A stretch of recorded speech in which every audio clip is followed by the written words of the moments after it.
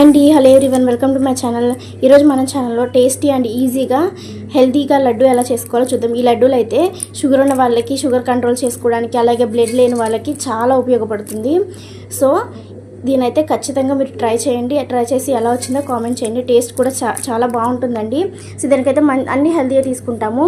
గుమ్మడి గింజలు, పుచ్చగింజలు, సన్ఫ్లవర్ గింజలు, అవిసె గింజలు, తెల్ల నువ్వులు, శనగింజలు, అలాగే జీడిపప్పు, బాదం పప్పు మన ఇష్టం అండి, ఎంతైనా వేసుకోవచ్చు. శనగింజలు కూడా వీటికి కొలతేం లేదు. సో కానీ మరీ ఎక్కువ అయితే వేసుకోకూడదు. మిగతావన్నీ అయితే 150 గ్రామ్స్ తీసుకున్నాను. నల్లగా చిన్నగా ఉండేవి అవిసె గింజలు, తెల్లగా ఉండేవేమో పుచ్చగింజలు, అలాగే పచ్చగా ఉండేవి గుమ్మడి గింజలు, సన్నగా బారుగా ఉండేవేమో సన్ఫ్లవర్ గింజలు. సో మీకైతే ఏ గింజ ఎలా ఉంటుందో కూడా చెప్పాను కదండి. ఇప్పుడు క్లారిటీగా ఉంటుంది. అన్నీ వేసేసి మరీ ఫైన్ పౌడర్ కాదు, కొంచెం బరకగా పట్టేసుకొని దాంట్లోకి నేను 150 గ్రామ్స్ తీసుకున్నాను కాబట్టి నాకు 100 గ్రామ్స్ వరకు నెయ్యి పట్టింది. అలాగే పావు కేజీ బెల్లం గడ్డలు 3/4 వరకు నాకు బెల్లం పట్టింది. మీకు స్వీట్ కొంచెం ఎక్కువ కావాలంటే ఇంకొంచెం వేసేసుకోవచ్చండి.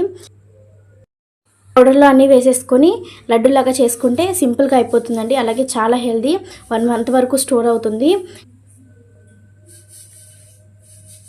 వీడియో కనుక నచ్చినట్లయితే ప్లీజ్ లైక్ చేయండి, షేర్ చేయండి అండ్ సబ్స్క్రైబ్ చేసుకోండి. Thank you for watching.